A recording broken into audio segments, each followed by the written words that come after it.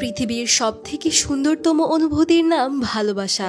ভালোবাসা মানে কাউকে শুধু পাওয়াই নয়, বরং ভালোবাসা অনেক সময় আমাদের কোনো আশা ছাড়াই অনেক কিছু উজাড় করে দিতে শিখায়। অনেক মুভি আছে যা দেখে হয়তো আমাদের চোখের পানি ধরে রাখা কষ্টকর হয়ে যায়, তবে আজ আমি তোমাদের এমন এক মুভির গল্প শোনাতে যাচ্ছি যা তোমাদের হৃদয়কে রীতিমতো চুরমার করে দিবে। যদি তোমার মনে ভালোবাসার একটুও ছোঁয়া থাকে তবে কথা দিচ্ছি এই মুভিটি তোমাকে ইমোশনাল করে দিবে। বলছিলাম 2024 সালে মুক্তিপ্রাপ্ত অসাধারণ একটি মুভি ড্রয়িং ক্লোজারের কথা। IMDb-তে যার রেটিং আছে 7.6 আউট অফ 10 এবং 95% গুগল ইউজাররাই মুভিটিকে লাইক করেছে। তো আমি কানিজ শিমু আছি তোমাদের সাথে। চলো ঘুরে আসা যাক হৃদয় ছুঁয়ে যাওয়ার মতো অসাধারণ একটি ভালোবাসার গল্প থেকে। গল্প শুরু হয় আকিতো নামের একটি ছেলেকে দেখিয়ে, যে কিনা একটি হসপিটালের ছাদের উপর দাঁড়িয়ে আছে। ছেলেটা কোনো কারণে প্রচন্ড ডিপ্রেসড হয়ে একটু একটু করে এগিয়ে যাচ্ছে ছাদ থেকে ঝাঁপিয়ে পড়ে নিজেকে শেষ করে দেওয়ার জন্য। ঠিক সেই সময় পেছনে কিছু একটার শব্দ শুনতে পায় সে। শব্দটা লক্ষ্য করে পেছনে তাকাতেই দেখে একটি মেয়ে বসে ড্রয়িং করছে। আকিতো নিজেও ড্রয়িং করতে ভীষণ ভালোবাসতো, তাই সে কৌতূহলবশত মেয়েটির কাছে গিয়ে জিজ্ঞাসা করে, তুমি কি আঁকছো? মেয়েটা বলে, আমি স্বর্গ আঁকছি। আকিতো আবার জিজ্ঞাসা করে যে সে স্বর্গের ছবি কেন আঁকছে। মেয়েটা বলে, কারণ আমি খুব তাড়াতাড়ি সেখানে যেতে চলেছি। তার এমন কথা শুনে আকিতো কিছুটা অবাক হয়ে বলে, স্বর্গের মতন এমন সিরিয়াস বিষয় নিয়ে মজা করা উচিত না। মেয়েটা তখন জানায় সে সত্যি 6 মাসের মধ্যে মরতে চলেছে। জন্ম থেকেই তার শরীরে বিরল এক রোগ আছে যা তাকে একটু একটু করে স্বর্গের দিকে নিয়ে যাচ্ছে। মেয়েটার শরীরের এমন অবস্থা জেনে আকিতো প্রশ্ন করে, আচ্ছা তোমার এতে ভয় করে না? উত্তরে মেয়েটা বলে, না, আমি খুব ছোটবেলা থেকেই জানি যে আমার এই পৃথিবী ছেড়ে চলে যেতে হবে। আমি তো এটা ভাবি যে স্বর্গ থেকে এই পৃথিবীর ভিউটা দেখতে কেমন হবে, অন্তত এই হসপিটালে পড়ে থাকার থেকে তো অনেক ভালো হবে। তাই স্বর্গ দেখার জন্য আমি বেশ এক্সাইটেডও বলতে পারো। মৃত্যুর মুখে দাঁড়িয়ে একটা মেয়ে যে এত প্রাণোচ্ছল থাকতে পারে এটা দেখে আকিতোর বেশ ভালো লাগে। এরপর সে বাসায় ফিরে আসে। মা, বাবা আর বোনকে নিয়ে তাদের খুব সুন্দর একটা পরিবার ছিল। তবে তারা আকিতোকে ভীষণ ভালোবাসলেও আকিতো কেন যেন তাদের থেকে নিজেকে গুটিয়ে রাখত। এরপরের সিনে আমরা আকিতোকে তার স্কুলে দেখতে পাই। সেদিন আকিতোর পরীক্ষা ছিল, কিন্তু সে পরীক্ষার খাতায় কিছু না লিখে আনমনে তার অতীতের কথাগুলো ভেবে যাচ্ছিল। শহরের খুব ফেমাস একটি আর্ট স্কুলের স্টুডেন্ট সে। স্কুলের মধ্যে সবথেকে শান্ত এবং ট্যালেন্টেড হিসেবে খ্যাতি ছিল তার, যে কারণে তার টিচাররাও তাকে অনেক ভালোবাসতো। একদিন তার এক টিচার তাকে নিকা আর্ট এক্সিবিশনের একটা ইনভিটেশন কার্ড দেয়। মূলত নিকা আর্ট এক্সিবিশন জাপানের খুবই জনপ্রিয় একটি এক্সিবিশন, যেখানে অংশগ্রহণ করা এবং জিততে পারাটা সেখানকার সকল আর্টিস্টদের জন্যই একটা স্বপ্নের মতো ছিল। তাই সকলের মতোই আকিতো এই এক্সিবিশনে জিতার স্বপ্ন দেখত। তার বিশ্বাস ছিল এটাই তার ভবিষ্যৎ হবে। তাই সেদিন সে মনে অনেক আশা নিয়ে সেই আর্ট এক্সিবিশনে অংশগ্রহণ করার জন্য যাচ্ছিল। যাওয়ার পথে তার শরীর অনেক খারাপ হতে থাকে এবং হঠাৎ করেই সে রাস্তায় অজ্ঞান হয়ে পড়ে যায়। সেখান থেকে তাকে দ্রুত হসপিটালে নিয়ে যাওয়া হয়।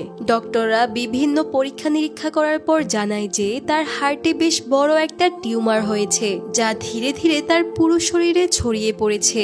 এমন অবস্থায় আকিতোর বেঁচে থাকা প্রায় অসম্ভব। হয়তো বড় জোর সে আর 1 বছরই বাঁচবে। সবকিছু জানতে পেরে আকিতোর মাথায় যেন আকাশ ভেঙে পড়ে। চোখের পলকেই যেন তার দুনিয়াটা উলট পালট হয়ে যায়। এরপর থেকে সে আর কিছুতেই তার ড্রয়িং এ মন বসাতে পারে না। এমনকি সেই আর্ট এক্সিবিশনে যাওয়ার ইনভিটেশন কার্ডটাও ডাস্টবিনে ছুঁড়ে ফেলে দেয় সে। অথচ এটা ছিল তার জীবনের সব থেকে বড় স্বপ্ন। এমন করেই বেচারা জীবনের সকল আনন্দ আর স্বপ্নগুলোকে হারিয়ে বড্ড দিশেহারা হয়ে দিন কাটাতে থাকে। এসব ভাবতে ভাবতেই হঠাৎ তার ঘোর কাটে এবং সে আবারও বাস্তবে ফিরে আসে। তবে ওই দিন হসপিটালের ছাদে বসে থাকা ওই মেয়েটার কথা কিছুতেই তার মাথা থেকে সরছিল না। তার বারবার এটা জানতে ইচ্ছে করে যে মেয়েটা জানতো সে আর মাত্র 6 মাস বেঁচে থাকবে, তারপরও সে নিজেকে কি করে এতটা হাসি খুশি রেখেছে। আর এই প্রশ্নের উত্তর জানতে সে আবারও ওই হসপিটালে যায় মেয়েটির সাথে দেখা করতে। সেখানে গিয়ে অনেকক্ষণ খোঁজাখুঁজি করার পর ফাইনালি মেয়েটাকে সে একটি লিফটের মধ্যে খুঁজে পায়। এরপর সে মেয়েটার সাথে কথা বলতে চাইলে মেয়েটা তাকে সাথে করে রুমে নিয়ে যায়। তো রুমের সামনে থাকা নেম প্লেট দেখে আকিতো জানতে পারে যে মেয়েটার নাম হলো সাকুরা। ছোটবেলা থেকেই প্রচন্ড অসুস্থ থাকার কারণে তার জীবনের বেশিরভাগ সময়ই এই হসপিটালে থেকে কাটাতে হয়েছে। তাই তো হসপিটালের এই রুমটাই এখন তার নিজের বাসায় পরিণত হয়েছে। সে এই রুমটাকে তার মনের মতো করে সাজিয়েছে। এসব দেখে আকিতো একটু অবাক হয়। সাকুরা ছবি আঁকতে অনেক পছন্দ করে। সে তার জীবনের সাথে ঘটে যাওয়া সকল ইম্পর্টেন্ট গল্পগুলোই তার আর্ট বুকে এঁকে রেখেছে। তো এখানে তারা বেশ কিছু সময় ধরে গল্প করে। আকিতোর সাথে কথা বলেই সাকুরা বুঝতে পারে যে আকিতো ড্রয়িং এ বেশ দক্ষ। তাই সে আকিতোকে বলে, তুমি নিকা আর্ট এক্সিবিশনে অংশ নিচ্ছ না কেন? তুমি জানো সেখানে অংশ নেওয়াটা আমার স্বপ্ন ছিল, কিন্তু ওই আর্ট এক্সিবিশনে প্রদর্শন করার মতো অমন ভালো ছবি আঁকতে যতটা সময়ের প্রয়োজন ততটা সময় আমার হাতে নেই। অবশ্য আমার কাছে একটা আইডিয়া আছে, আমরা দুজন তো পার্টনার হয়ে যেতে পারি। তুমি না হয় আমাদের দুজনের হয়ে এক্সিবিশনে অংশ নিও। বেচারা আকিতো তখন সাকুরাকে বলতে চায় যে ছবি আঁকার মতো অত সময় তো তার জীবনেও নেই, কিন্তু সে কেন যেন তার মনের কথাগুলো সাকুরাকে বলতে পারে না। আসলে সে তার দুর্ভাগ্যের কথাগুলো সাকুরাকে বলে তার মনটাকে আরো ছোট করে দিতে চায় না। তো এরপর আকিতো সাকুরার পারমিশন নিয়ে তার ড্রয়িং বুকে আঁকা ছবিগুলোকে দেখতে থাকে। ছবিগুলো দেখার সময় আকিতো লক্ষ্য করে যে সাকুরার প্রায় সবগুলো ছবিতেই একসাথে দুইটা মেয়ের ছবি আঁকা আছে।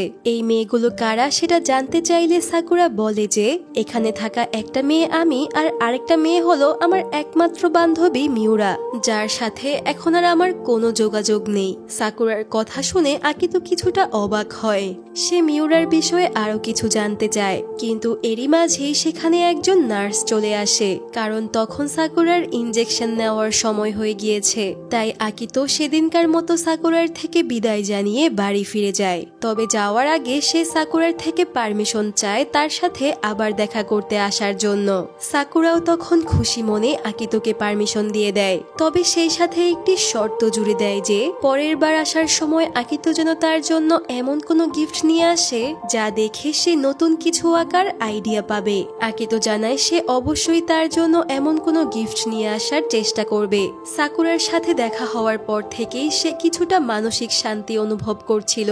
মেয়েটার সহজ সরল পার্সোনালিটি আর তার মিষ্টি ব্যবহার আকিতোকে অনেক অনুপ্রেরণা দেয়। সে উপলব্ধি করতে পারে যে জীবনের এমন পর্যায়ে এসেও মানুষ স্বাভাবিকভাবে বাঁচতে পারে। তাই সে পরদিন স্কুল শেষে একটা ফুলের দোকানে যায় সাকুরার জন্য কিছু ফুল কিনতে, কিন্তু সে কিছুতেই এটা বুঝতে পারছিল না যে সাকুরার জন্য কোন ফুলগুলো নেওয়া ঠিক হবে। তাকে এমন কনফিউজড দেখে দোকানের মালিক মেয়েটা তাকে সাহায্য করে। মেয়েটা যখন জানতে পারে যে আকিতো তার হসপিটালে ভর্তি থাকা একটা বন্ধুর জন্য ফুল নিতে চাচ্ছে, তখন সে তাকে 5টা জারবেরা ফুল নিয়ে যেতে বলে, কারণ এই 5টা জারবেরা ফুলের মানে হলো হোপ বা আশা।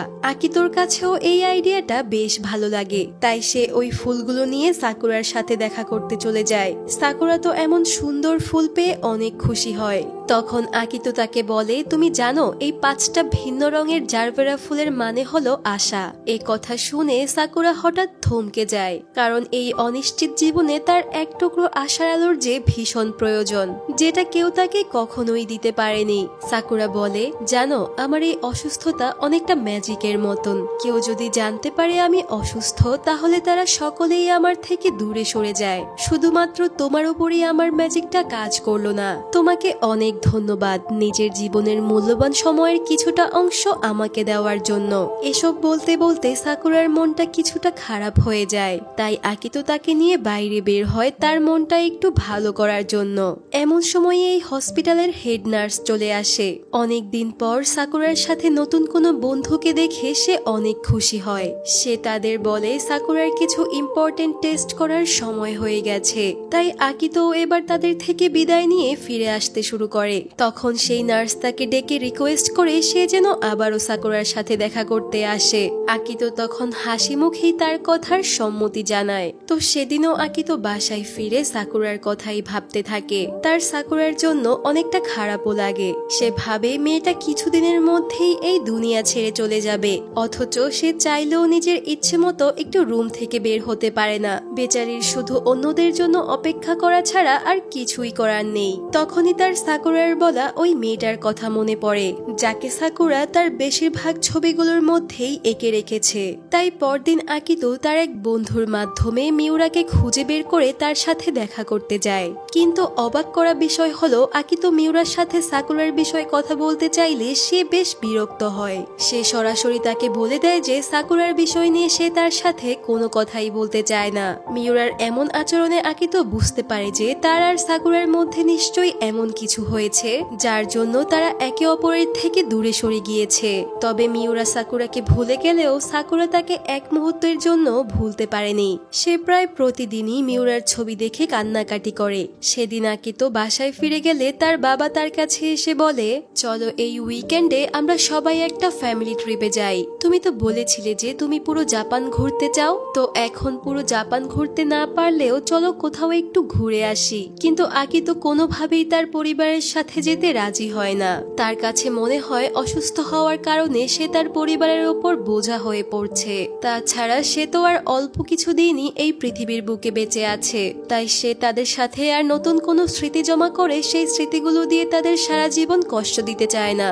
আকিতোর এমন আচরণে তার বাবাও মনে মনে বেশ কষ্ট পায়। চোখের সামনেই তার আদরের ছেলেটা একটু একটু করে মৃত্যুর দিকে এগিয়ে যাচ্ছে। এই কষ্টটা সে কোনোভাবেই মেনে নিতে পারছে না। কিন্তু দুঃখের বিষয় হলো সে তো কিছু করতেও পারছে না।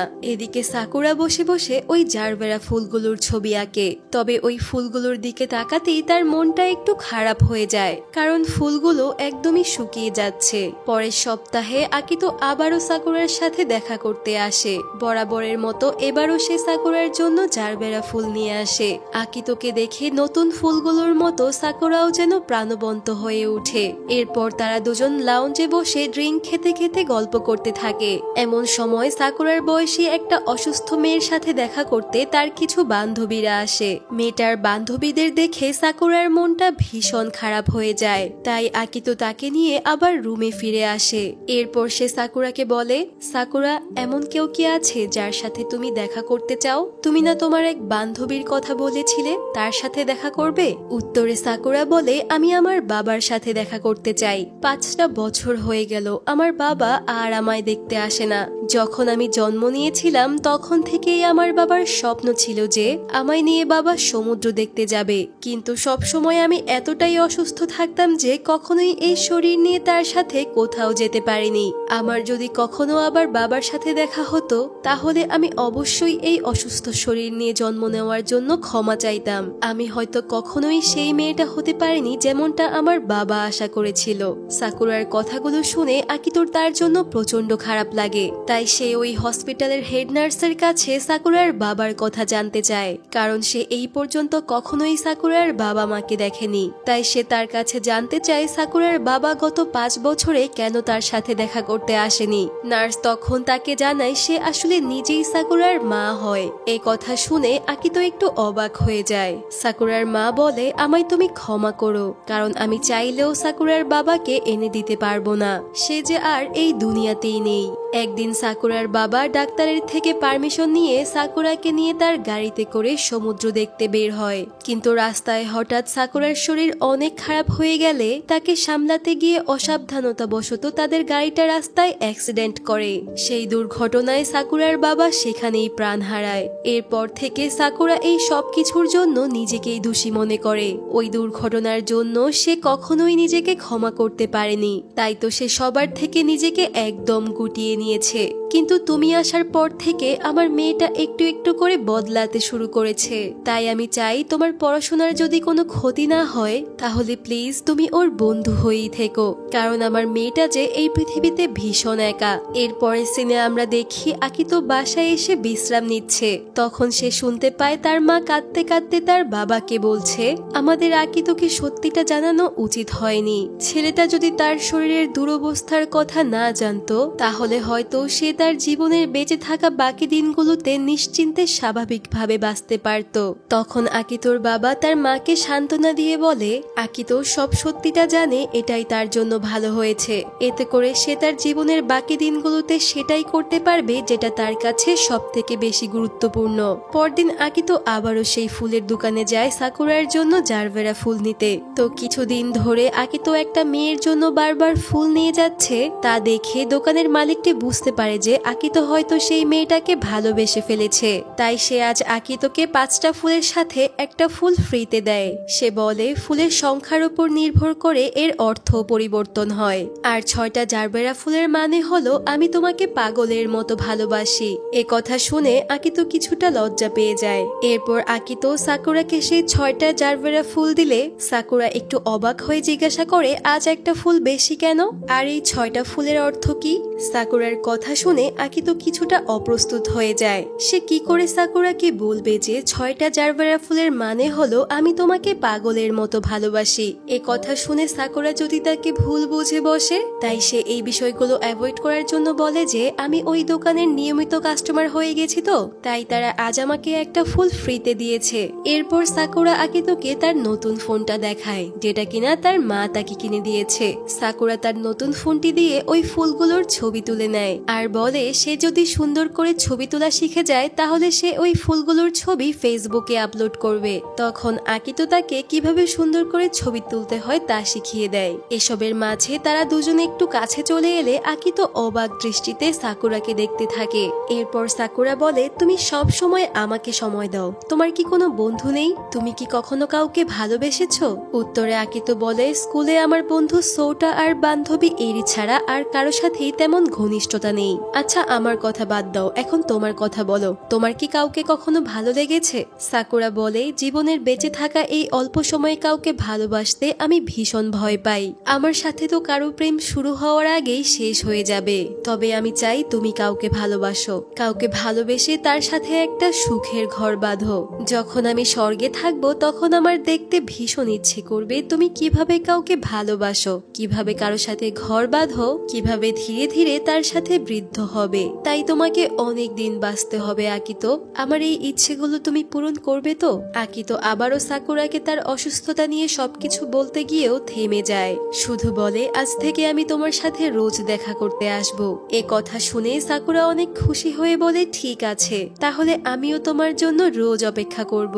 এই মুহূর্ত থেকে আকিতো সিদ্ধান্ত নেয় যে সে আর কখনোই সাকুরাকে তার অসুস্থতার কথা বলবে না। সে এতগুলো দিন ধরে একটা প্রশ্নের উত্তর খুঁজে চলেছিল। সেই প্রশ্নটা হলো, তুমি যদি জানতে পারো কিছুদিনের মধ্যেই তুমি মরতে যাচ্ছ তাহলে তুমি কি করবে? আর আজ সে ওই প্রশ্নের উত্তর পেয়ে গেছে। আজ থেকে তার হাতে যতগুলো দিন সময় আছে ততগুলো দিন সে সাকুরাকে খুশি রাখার জন্য ব্যয় করবে। এরপর থেকে তারা দুজন সারাক্ষণ মেসেজের মাধ্যমে কথা বলতে শুরু করে। সাকুরা সব সময় আকিতোর মেসেজের জন্য অপেক্ষা করে, আর সাকুরার একটা রিপ্লাই পেলেই আকিতোর ঠোঁটের কোনায় অজান্তেই হাসি চলে আসে। আকিতো রোজ স্কুল শেষ করে সাকুরার সাথে দেখা করতে আসে। তারা দুজন একসাথে অনেক গল্প করে। এভাবে তাদের দিনগুলো একসাথে ভালোই যেতে থাকে। এখন আকিতো সেই ফুলের দোকান থেকে 6টা জারবেরা ফুল নিজেই চেয়ে নেয়। এরই মাঝে একদিন আকিতো সাকুরাকে জিজ্ঞাসা করে যে এই সামার ভ্যাকেশনে সে কি করতে চায়। সাকুরা বলে, সামার ভ্যাকেশনের সময় এখানে 4500 আতশবাজি ফোটানোর উৎসব হয়, যেটা তার দেখতে অনেক ইচ্ছে করে। কিন্তু সে তো এই হসপিটালে একা থাকে, তাই একা একা আতশবাজি দেখতে তার একটু ভয়ই লাগে। এই কথা শুনে আকিতো তাকে প্রমিস করে যে তারা এবার একসাথে আতশবাজির উৎসব দেখবে। এতে সাকুরা অনেক খুশি হয়ে যায়। আকিতো চলে যাওয়ার সময় সাকুরা তার হাতে লিখে দেয় যে আতশবাজির উৎসব আগস্টের 20 তারিখে। আকিতো হেসে বলে সে অবশ্যই ওই দিনের কথা মনে রাখবে। সেদিন আকিতো তার বন্ধু সৌটা আর ইরির রিকোয়েস্টে তাদের সাথে মুভি দেখতে যায়। থিয়েটারে ঢোকার সময় সাকুরা আকিতোকে মেসেজ করে।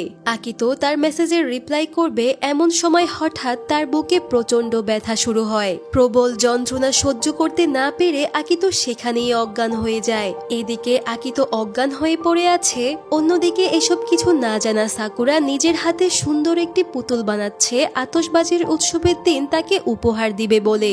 এদিকে আকিতোর জ্ঞান ফিরলে সে দেখতে পায় যে তখন সে হসপিটালের বেডে শুয়ে আছে।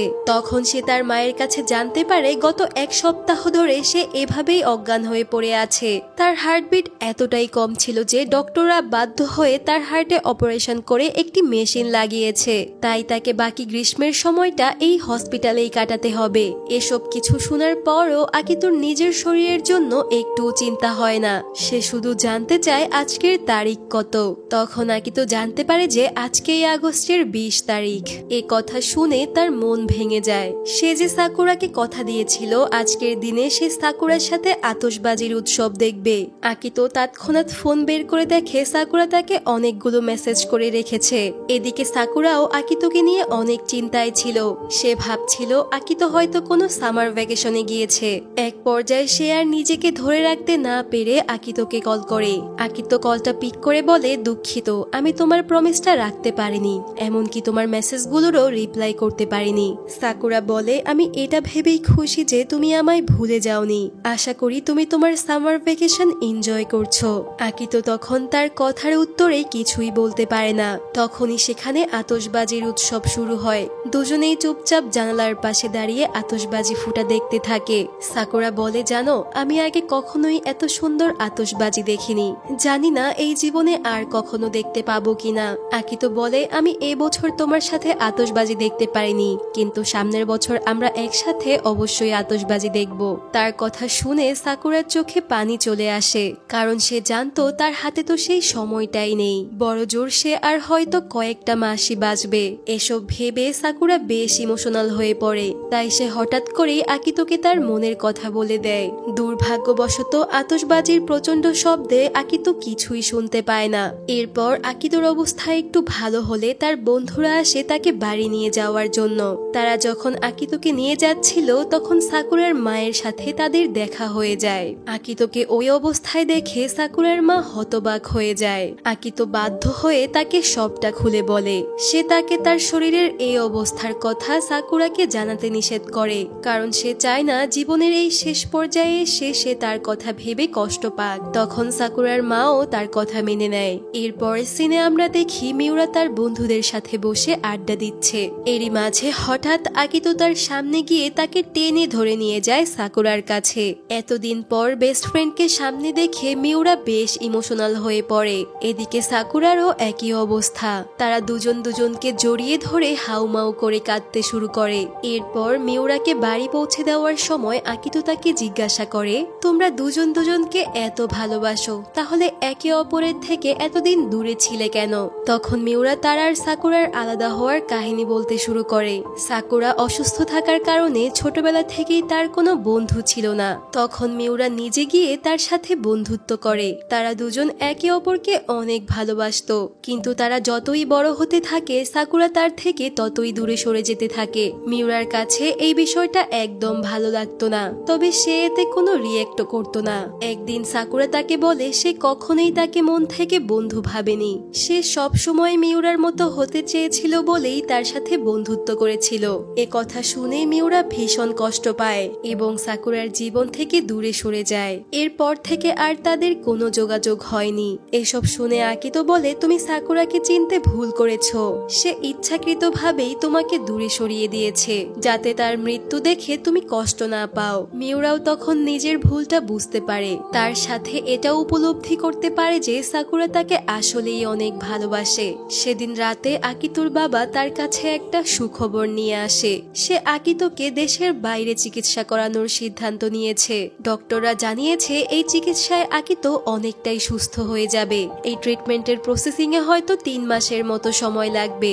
এ কথা শুনে আকিতোর মন খারাপ হয়ে যায়, কারণ সাকুরার হাতেও হয়তো আর 3টা মাসই সময় আছে। জীবনের এই শেষ মুহূর্তে স্বার্থপরের মতো সাকুরার থেকে দূরে সরে যাওয়াটা তার মন মানতে পারছিল না। তাই সে বাবাকে বলে দেয় যে যদি তার ভাগ্যে বাঁচা লিখে থাকে তাহলে সে এমনিতেই বাঁচবে। তার জন্য আমি এই দেশ ছেড়ে বাইরে গিয়ে চিকিৎসা করতে পারবো না। আকিতোর বাবাও নিরুপায় হয়ে নিজের ছেলের কথাই মেনে নেয়, কারণ সে মনে মনে ভয় পাচ্ছিল যে ট্রিটমেন্টটা যদি সাকসেসফুলি না হয় তাহলে তারা আজীবনের জন্য আকিতোকে হারিয়ে ফেলবে। আর এই শেষ সময়ে নিজের ছেলের সাথে থাকতে না পারার আফসোসটা তাদের সারা জীবন থেকে যাবে। তো পরদিন আকিতো আবারও ফুল নিয়ে চলে যায় সাকুরার সাথে দেখা করতে, কিন্তু সেখানে গিয়ে সে দেখে তার আগেই সেখানে মিউরা পৌঁছে গেছে। তাদের দুজনকে দেখে দেখেই মিউরা বুঝতে পারে যে তারা একে অপরকে অনেক ভালোবাসে। তাই সেদিন হসপিটাল থেকে বেরোনোর পর সে আকিতোকে একটি ফেস্টিভ্যালের টিকিট দিয়ে বলে, ওকে নিয়ে তুমি একটু ঘুরতে বের হও। আমি জানি ও তোমাকে অনেক ভালোবাসে, কিন্তু নিজের মুখে কখনোই হয়তো সে কথাটা বলতে পারবে না। তবে আমি চাই জীবনের এই শেষ মুহূর্তগুলোতে সে তোমার সাথে একটু হাসি খুশি ভাবে কাটাক। মিউরার কথা মতো আকিতো সাকুরার মার থেকে পারমিশন নিয়ে সাকুরাকে নিয়ে ঘুরতে বের হয়ে পড়ে। সারাদিন তারা দুজন একসাথে অনেক আনন্দ করে। সাকুরা জীবনে প্রথমবার মন খুলে হাসার সুযোগ পায়। সারাদিন ঘোরাফেরার পর আকিতো তাকে নিয়ে একটি সমুদ্রের পাড়ে যায় তাকে সূর্যাস্ত দেখাতে। সাকুরার বাবাও তাকে নিয়ে এই সূর্যাস্ত দেখার স্বপ্ন দেখেছিল, যে স্বপ্নটা এখন আকিতো সম্পূর্ণ করছে।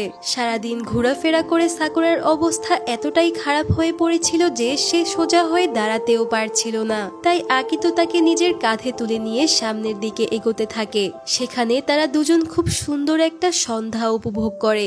সাকুরা তখন মনে মনে ভাবে, এভাবেই যদি আকিতোর সাথে সারাটা জীবন কাটাতে পারত তাহলে কতই না ভালো হতো। তাকে এত সুন্দর একটা দিন উপহার দেওয়ার জন্য সে আকিতোকে ধন্যবাদ জানায়। কথাগুলো বলতে বলতে সাকুরা বেশ ইমোশনাল হয়ে পড়ে। আকিতো তাকে সান্ত্বনা দেওয়ার চেষ্টা করে, যদিও তারা দুজনেই জানতো এই সান্ত্বনা অর্থহীন। পরদিন আকিতো সাকুরার কাছে গিয়ে দেখে সে তার আর্ট বুকে কিছু একটা আঁকছে। আকিতোকে দেখা মাত্রই সাকুরা সেটা লুকিয়ে ফেলে। আকিতো এর কারণ জানতে চাইলে সাকুরা বলে, তুমি এটা এখন দেখতে পারবে না, আমি যখন থাকবো না তখন দেখবে। এরপর সে আকিতোকে তার একটা ছবি এঁকে দিতে বলে। আকিতো তার কথা মতো ছবি আঁকতে বসে যায়। সেই সময় সাকুরা তার মনে জমানো সব কথা খুলে বলে। তার মনের যত আক্ষেপ, যত কষ্ট, সবকিছুই। শুধু বলতে পারে না যে সে আকিতোকে কতটা ভালোবাসে, কারণ সে তো এই দুনিয়ার মাত্র কিছু দিনেরই মেহমান। তাই সে চাইছিল না সে চলে যাওয়ার পর আকিতো তার কথা ভেবে কষ্ট পাক। আকিতোর হাতে আঁকা ছবিটা দেখে সাকুরা মুগ্ধ হয়ে বলে, তোমার নিকা আর্ট এক্সিবিশনে অংশ নেওয়া উচিত। আমি চাই তুমি একদিন অনেক বড় আর্টিস্ট হিসেবে স্বীকৃতি পাও।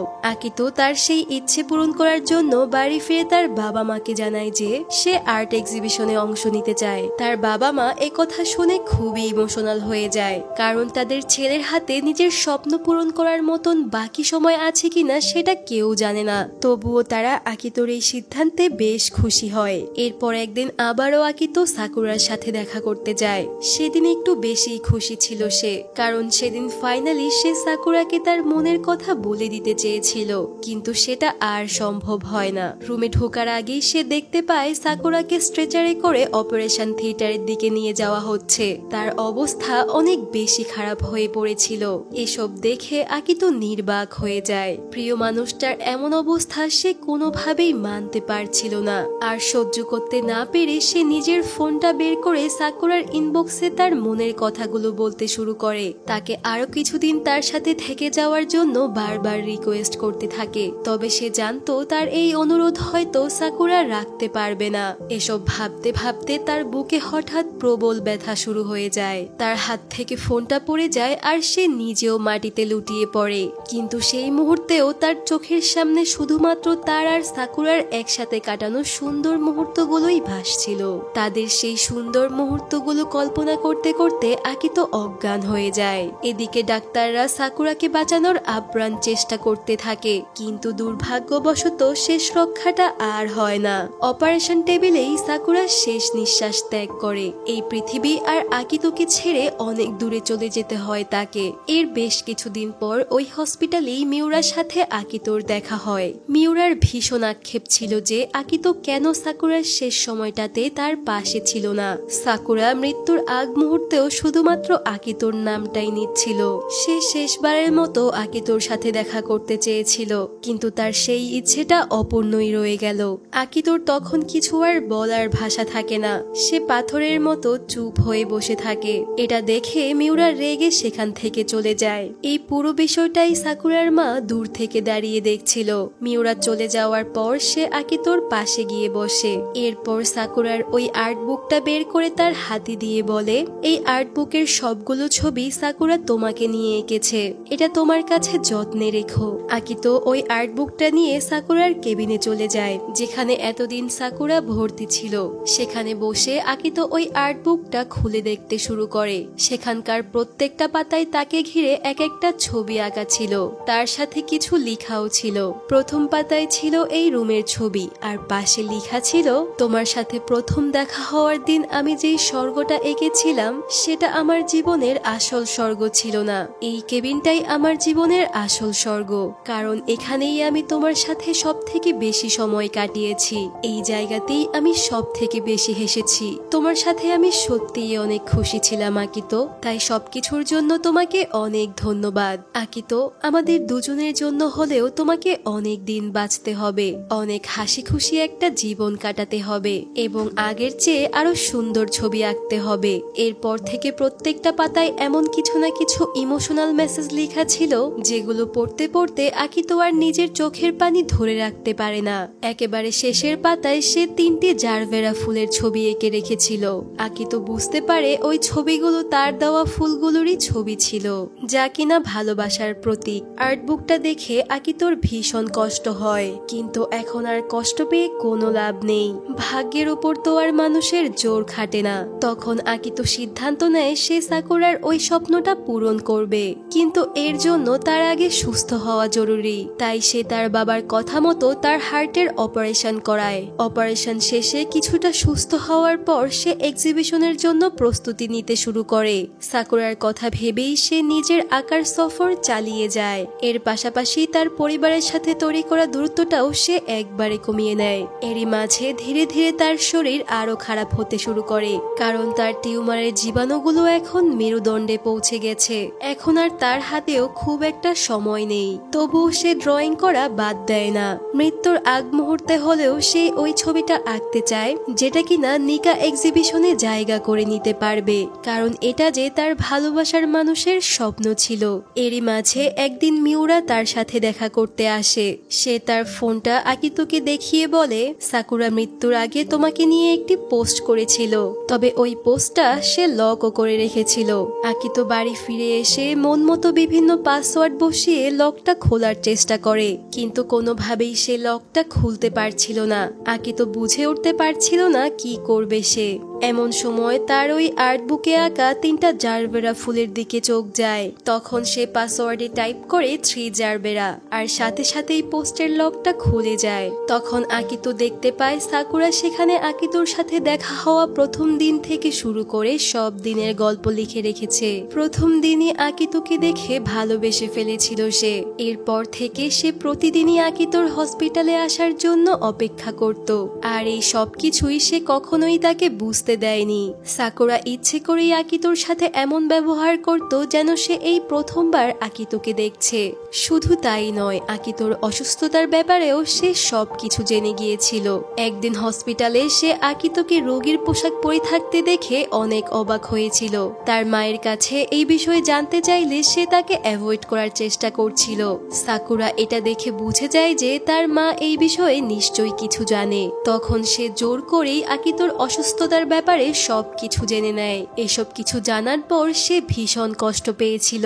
আকিতো যেহেতু তার খুশির জন্যই নিজের শরীরের বিষয়ে কিছু জানাতে চায়নি, তাই তার কথার মান রাখতে সেও এমন ভান করেছে যেন সে কিছুই জানে না, যাতে করে আকিতো তার সাথে মন খুলে হাসতে পারে। আকিতো যতই পোস্টগুলো পড়তে থাকে ততই তার চোখ থেকে অশ্রু ঝরে পড়তে থাকে। চোখের পানি ফেলা ছাড়া আর কি বা করার আছে তার।